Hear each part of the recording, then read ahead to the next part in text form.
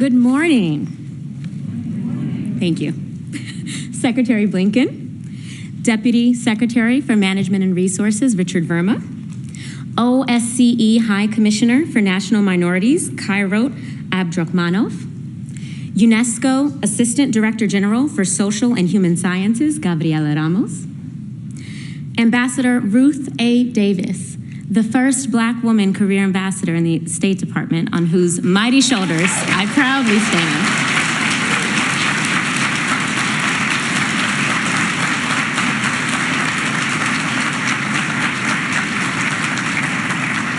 It means so much to have you here today. Assistant secretaries, my fellow special representatives, special envoys, and special advisors, ambassadors, members of the diplomatic corps, colleagues, and friends, welcome. And thank you all for joining us today for this historic and important occasion. I am Desiree Cormier-Smith, the U.S. State Department's first ever Special Representative for Racial Equity and Justice.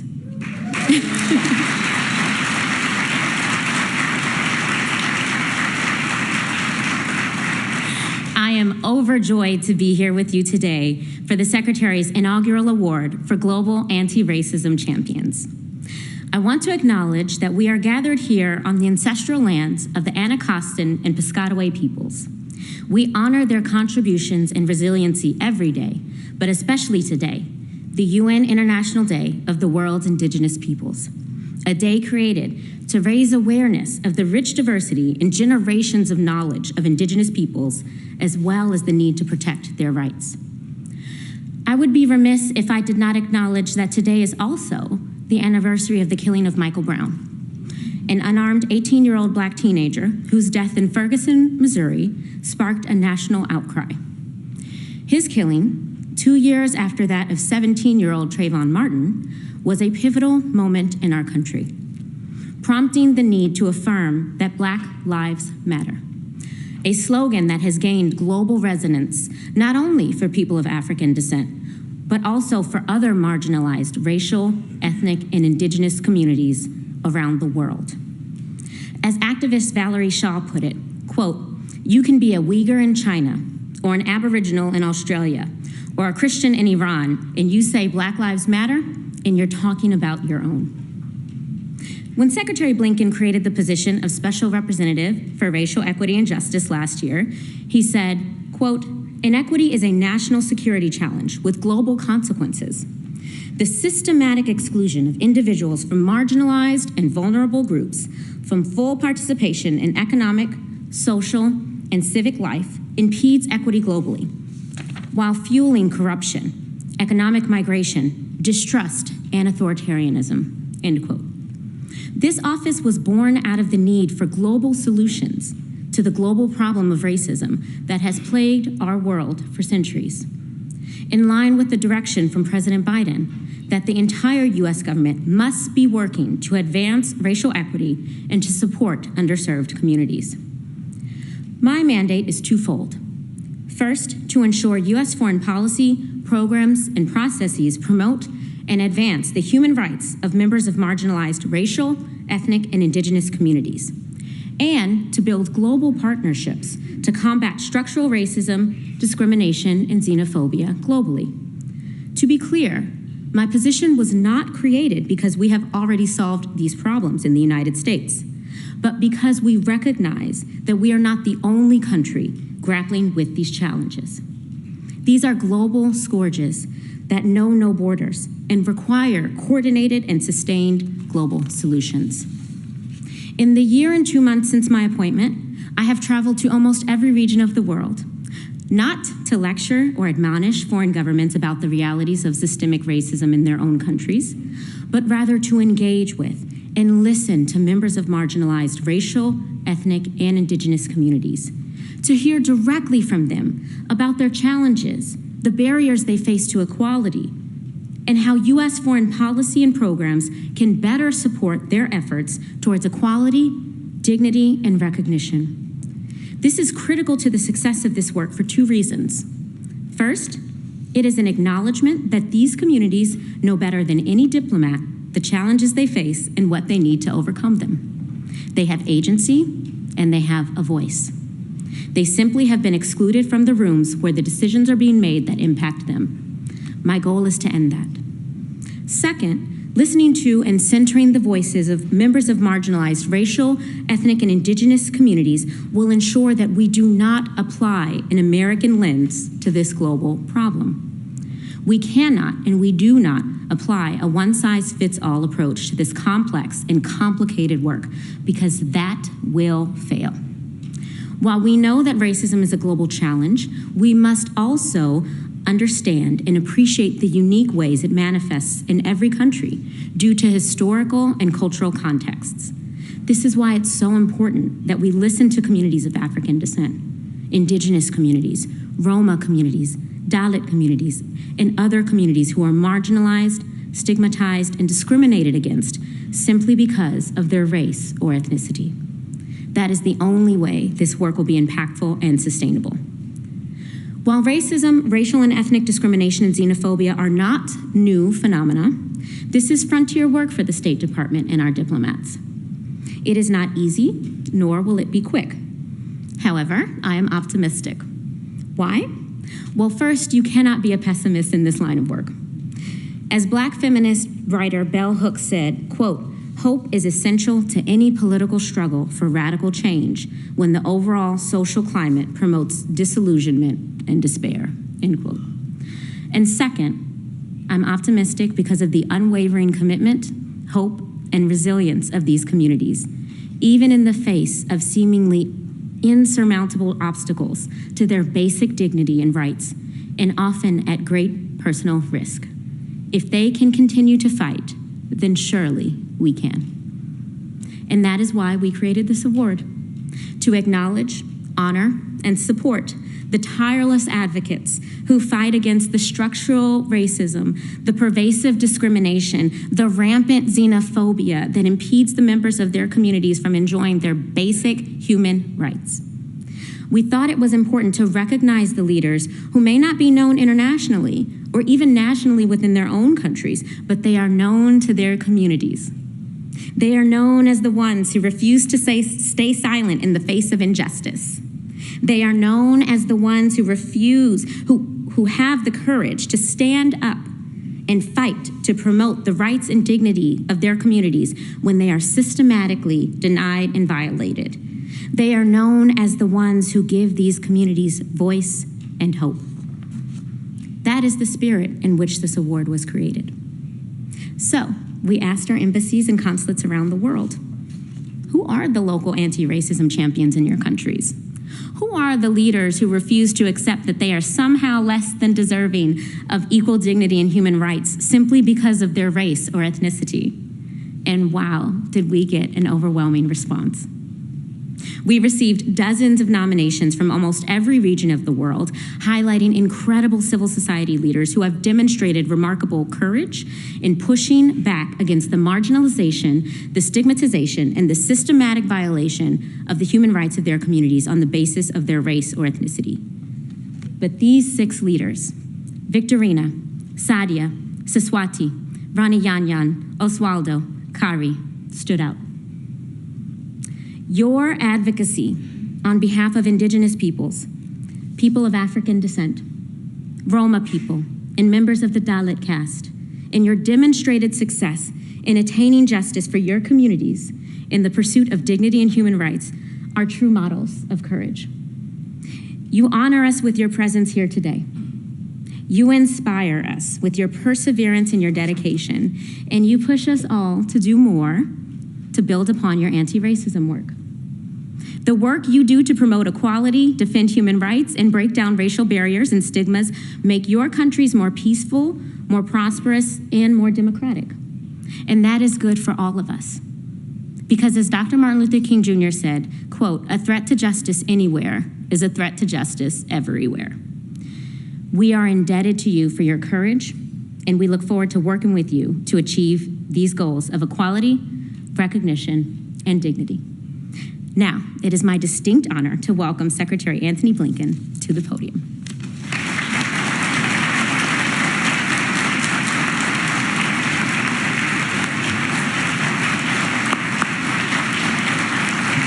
Thank you. Thank you. I think you now know why we asked Desiree to take on this mission. We've unleashed her on the world, and it's having a powerful impact. Good morning to everyone. Desiree, first, thank you. Thank you for the passion. Thank you for the commitment. Thank you for the tenacious energy that you are bringing to this mission, our first ever Special Representative for Racial Justice and Equity. I also, as Desiree did, want to especially recognize, and I don't use this word lightly, the legendary Ruth Davis.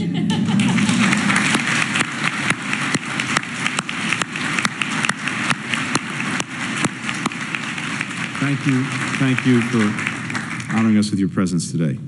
To all of our friends throughout the State Department, across the United States government, our civil society and private sector partners, colleagues from the OSCE and UNESCO, thank you for being part of this inaugural presentation of the Secretary's Global Anti-Racism Champions Award. It's quite simply humbling and inspiring to share this stage with these remarkable individuals.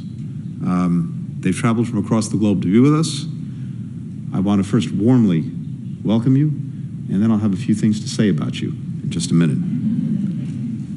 75 years ago, nations around the world adopted the Universal Declaration of Human Rights, affirming that every human being is born free and equal in dignity and in rights. That meant, and it still means, people of all races and all ethnicities. Yet we all know that for far too many individuals, there continue to be challenges when their fundamental rights are violated or denied because of their race or ethnicity. Some are beaten and harassed, shut out of jobs, denied education. Some bear the brunt of crises like climate change and epidemics, yet are often excluded from decisions about the very issues that affect them the most and deprived of the support that they need to shoulder the impact. As you've heard from Desiree, President Biden has made advancing racial equity and justice for underserved communities, for LGBTQI+ people, people with disabilities, religious minorities, a core priority of this administration. It's why he signed a landmark executive order on his very first day in office, directing the entire federal government to put its full weight and resources behind this imperative, both here at home and around the world. Here at the State Department, we're carrying out an ambitious plan, driven by Desiree, to embed racial equity into our programs and policies, among other efforts to promote equity. That includes everything from engaging a wider range of stakeholders to ensuring that our foreign assistance programs empower marginalized groups. Our focus reflects what I think is a long overdue recognition that a more equitable foreign policy is also a more effective foreign policy. If entire communities are denied opportunity, that holds back an entire nation's economic potential. When certain groups can't access vaccines and treatment, that hinders our ability to prevent, to detect, to respond to global pandemics. When individuals don't see themselves reflected in the governments that are purported to represent them, that undermines faith in the system and in our democracies. In other words, racism, discrimination, these are not only morally wrong, they make our world less safe, less stable, less prosperous, and that goes directly to the interests of the United States. Our shared goal of advancing racial equity and combating racism, racial and ethnic discrimination, xenophobia, only possible because of the extraordinary courage and commitment of our civil society partners on the front lines. And today, as you heard from Desiree, we wanted to make this an occasion to recognize 6 of these exceptional leaders, representative in so many ways of so many people who are out there every single day with extraordinary courage, extraordinary commitment, extraordinary conviction, but also, as Desiree said, truly exceptional in their own rights. Indigenous lawyer Kari Guajajara, is a force of nature on behalf of nature. Kari and her community in the Brazilian Amazon face constant threats from illegal loggers, miners, poachers. But Kari continues to advocate for conserving this vital ecosystem, which is so important to preserving cultures like hers and to addressing climate change that affects every single one of us. For a quarter century, Oswaldo Bilbao Lobaton and his Center for Ethnic Development have promoted the rights and the visibility of Afro-Peruvians. Oswaldo's work has significantly increased how many Afro-Peruvians identify themselves in Peru's census. Now, this may sound like a matter of detail. It is fundamental. Critical data comes from this that policymakers use to design more inclusive programs. If you're not counted, you don't exist. And so he has made an extraordinary difference in making sure that people are identified and actually counted. Perhaps most importantly, Oswaldo has spent a lifetime mentoring young Afro-Peruvian leaders, basically the next generation of Oswaldos. Victorina Luca, is a tireless advocate for Moldova's Roma people who have faced generations of abuse, of stigma, of harassment. After Russia launched its full-scale invasion of Ukraine last year, Victorina quickly organized the delivery of food and other supplies to more than 3,000 Ukrainian Roma refugees. And the Roma language news station that she founded, Radio Petrin Moldova, is a key source of education, of entertainment, of empowerment for Roma across Moldova and throughout the diaspora. You can imagine the powerful lifeline of information and also forging a sense of community that this radio service provides. When Sandia Mospaz became the only black Tunisian flight attendant working for Tunis Air, the CEO refused to feature her in the company's flight safety videos. Experiences like this inspired her to found NEMTI, meaning My Dream, to advance the rights of black Tunisians. Because of Sadia's dream, because of the activism of countless Tunisians, in 2018, Tunisia became the first Arab country to actually criminalize racial discrimination.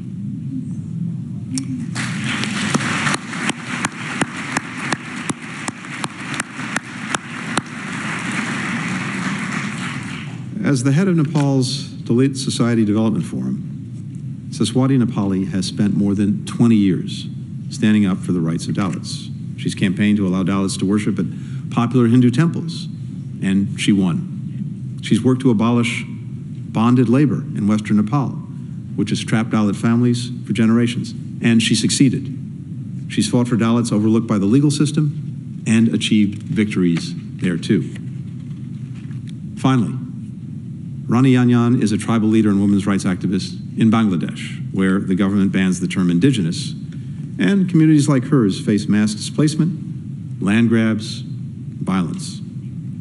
In 2018, while translating for two indigenous teenagers who had been sexually assaulted by security forces, police violently attacked her.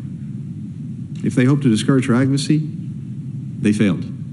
Just 2 months after the attack, Rani Yanyan participated in the UN Permanent Forum on Indigenous Issues, showing her own personal, indomitable courage.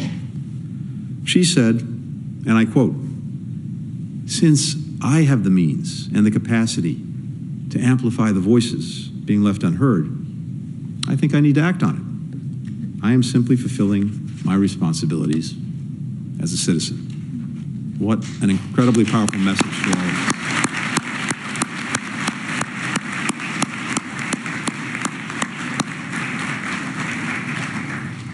So to each and every one of you here with us today,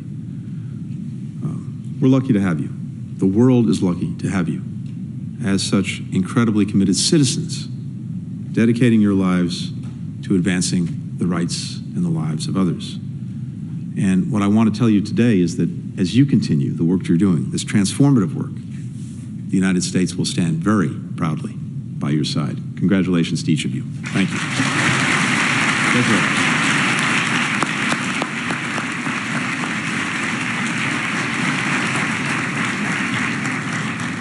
Thank you, Mr. Secretary. We will now spotlight each of the awardees and present them with their awards. It will be hard, but I ask you to please save your applause until the end. The first awardee is Oswaldo Lobaton for demonstrating exceptional courage, strength, and leadership and commitment to advancing the human rights of Afro-Peruvians in combating systemic racism. I'm not even finished. In combating systemic racism, discrimination, and xenophobia nationally and internationally while promoting economic development, education, and recognition for Afro-Peruvians and the meaningful inclusion of Afro-Peruvian communities in national policies.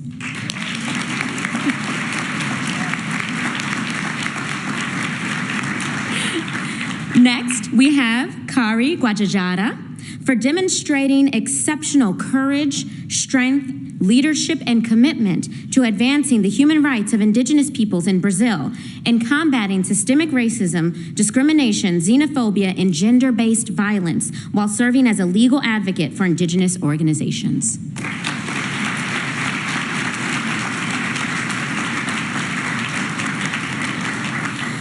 Next is Victorina Luca for demonstrating exceptional courage, strength, leadership, and commitment to advancing the human rights of the Roma in Moldova and combating systemic racism, discrimination, and xenophobia while advocating for the inclusion of marginalized people in multilateral fora globally, including at the Council of Europe, World Bank, and the United Nations.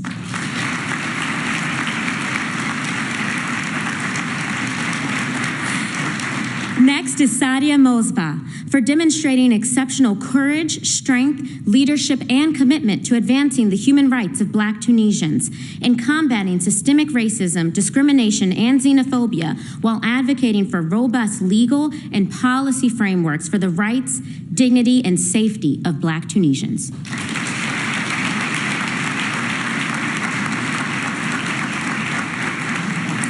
Next is Saraswati Nupali for demonstrating exceptional courage, strength, leadership, and commitment to advancing the human rights of members of marginalized castes and ethnic communities in Nepal and combating systemic racism, discrimination, xenophobia, and other intersectional abuses while playing a crucial role in Dalit social justice movements to promote equitable access to land rights, education, and justice.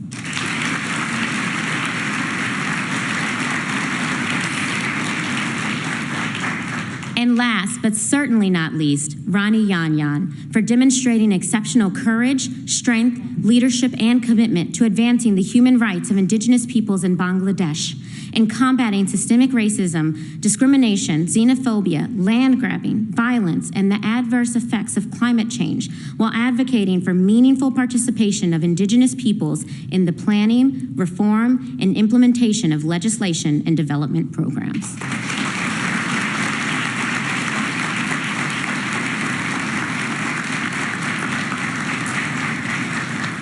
Now, it is my distinct honor and pleasure to invite Rani Yanyan to the podium to offer brief remarks on behalf of the 2023 Global Anti-Racism Champions.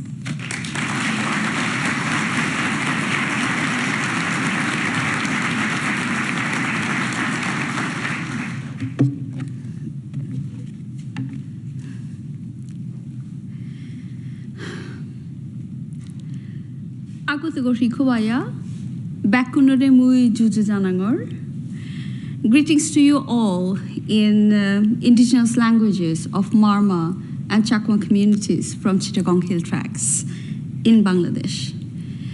My home, where I belong. I'm Rani Yanyan.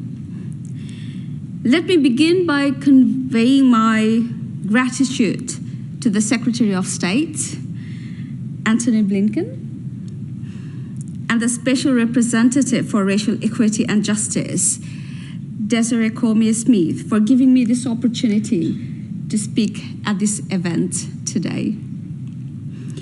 Also, allow me to congratulate to truly deserving fellow recipients who have shown exemplary courage and commitment in fighting against all odds in their efforts to ensure racial equity and justice in their respective countries.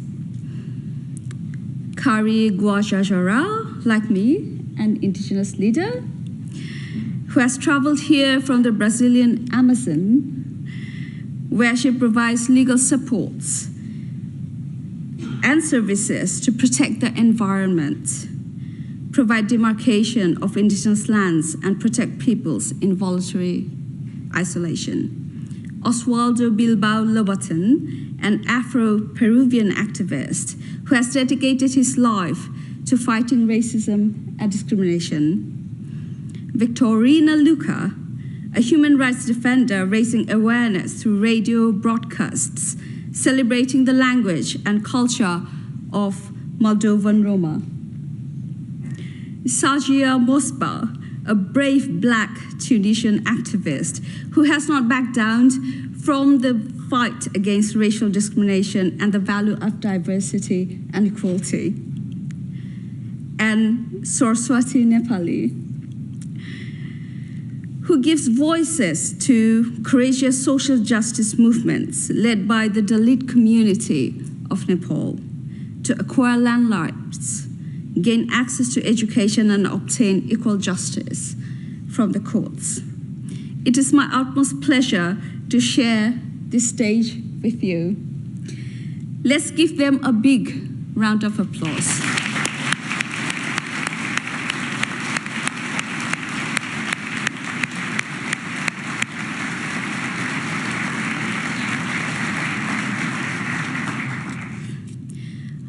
I'm both honored by this recognition and humbled to receive this award on the International Day of the World's Indigenous People.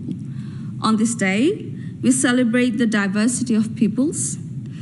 We recognize continuous marginalization and racial discrimination against indigenous peoples within their nation states. And we aim to promote and protect rights of indigenous peoples. Distinguished guests, militarization of our territory, state-sponsored settlement of hundreds and thousands of non-indigenous peoples on our land, ongoing land grabbing by politically backed individuals, entities, and security forces, arson and communal attack, impunity for perpetrators of violence against indigenous women and girls, and criminalization of rights defenders are just a few examples that are eerily similar to what indigenous and racially marginalized communities are facing elsewhere in the world. In this context, my work as an indigenous human rights defender has focused on raising awareness on systematic marginalization of indigenous peoples, facilitating network and alliance building among communities and organizations, and mobilizing indigenous communities to defend their right to land. I have seen and experienced firsthand how intersecting identities paves a way to further marginalize indigenous women. This is precisely why a significant portion of my work is dedicated to empowering indigenous women, more specifically rural indigenous women, in becoming agents of change, worthy leaders and protectors of our rights. We have been able to initiate appointments of women village chiefs in a male-only traditional system, thanks to the chief of Chakma Circle, Rajadevashish Roy, who I am the advisor to. And the number is ever increasing since the inception 8 years ago, as are the contributions from these indigenous women leaders. Once I was a youth full of aspirations, new ideas, hopes, and dreams of a better and just world. And now, 10 years later, I'm older, but no different than the self I had. But very few youths in our indigenous communities were and still are as fortunate as I have been. Lack of opportunities, crisis of leadership, and denial of accessing spaces to voice their opinions have created a despair among these youths.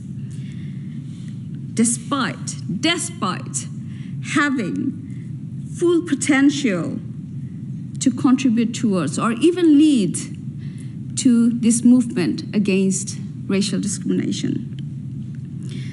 Creating enabling environments for these youths, bridging generation gap between the elders and the youth, and building solidarity and facilitating collaboration among youths from different ethnicities have been my priority since my early days as a rights defender. Esteemed guests, the global scourge of racism and xenophobia cannot be eradicated instantly. Neither can we hope for a just world in a given number of years. This endeavor is a continuous work in progress that my fellow awardees understand too well. To move forward, however, we need to ensure that rule of law prevails in our countries. We need open and democratic governments that are accountable to citizens. And within ever-shrinking civic spaces in many countries, activists are dealing with impact of curbed freedom of speech and freedom of express that reduces our ability to communicate and to amplify awareness on these pressing issues.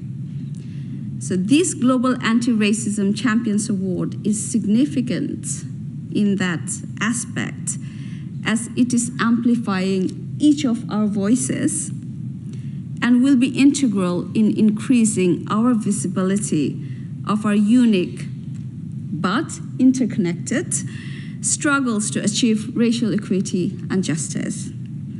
And on that note, before I end my speech, I would like to assert that no one, and absolutely no one, can become a champion without efforts of countless others and without their support, small or grand. To me, this award is not a testament of my achievement. It is a recognition of our collective efforts, our achievements. Hence, I'm dedicating this award to all my fellow human rights defenders, the elders and the youths alike, and rural indigenous villagers from Bangladesh, the most genuine, the most resilient people I've been ever fortunate to work with, to interact with, who have supported me through and through. Ladies and gentlemen, claiming rights as a person from racially discriminated communities is challenging, but claiming rights as a woman from those communities poses heightened challenges which I, like other women human rights defenders around the world, are constantly trying to overcome.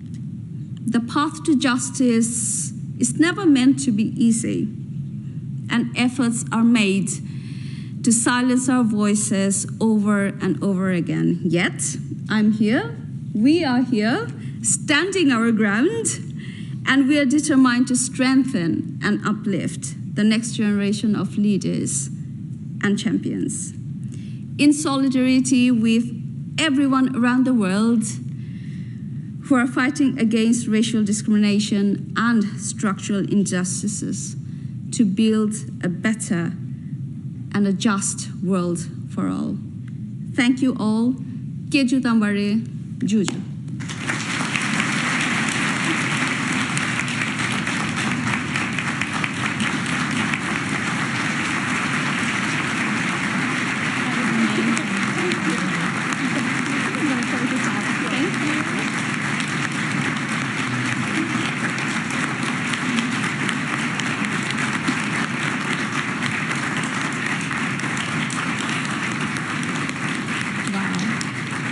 Ronnie Yan Yan, thank you. It is really hard to follow that, but let me just try to close this out. I want to thank Ronnie as well as our other awardees for the work they've done and the work they continue to do to combat racism, discrimination, and xenophobia. I also want to thank them for making the long journey to Washington to allow us to honor them today. I hope the very long journeys were worth it, and I hope that today's ceremony, as well as your meetings this week with U.S. government officials and civil society organizations, are productive, enriching, and helpful in your continued anti-racism efforts. I want to thank you again, Mr. Secretary, for your presence here today, and more importantly, for your vision and for your leadership, for creating this award, and for creating the position that I am now honored to occupy.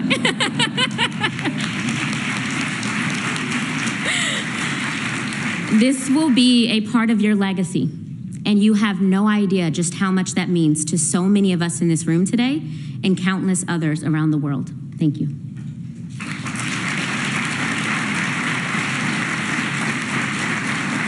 I must also thank my small but mighty SREG team, my fellow joyful racial justice warriors.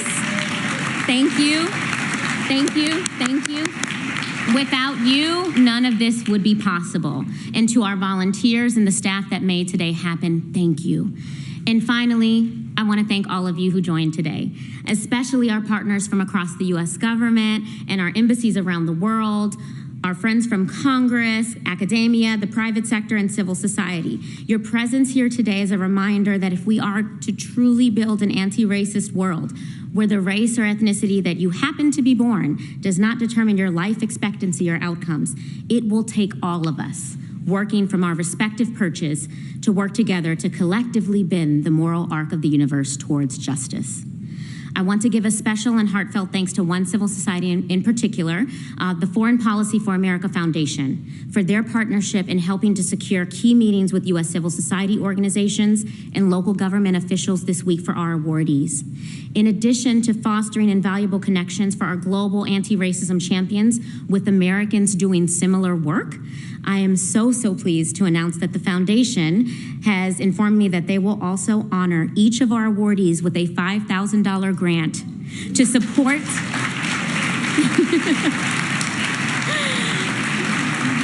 yes, thank you, to support and empower them to continue their critical work. We know that these leaders do this work at great cost and often great risk to themselves and their families. So thank you, Foreign Policy for America Foundation, for acknowledging and honoring our champions in such an important and tangible way. And as we close today's first ever award ceremony for Global Anti-Racism Champions with such wonderful news, I hope you all leave here inspired and with a deepened commitment to creating an anti-racist world. I encourage each and every one of you to find ways to support and build upon the work of our Global Anti-Racism Champions and to use their stories as a call to action. The work they do to promote dignity, safety, and human rights is not only good for their own communities, it is good for all of us. And why? Well, to invoke the great Fannie Lou Hamer, the truth is, nobody's free until everybody's free. Thank you.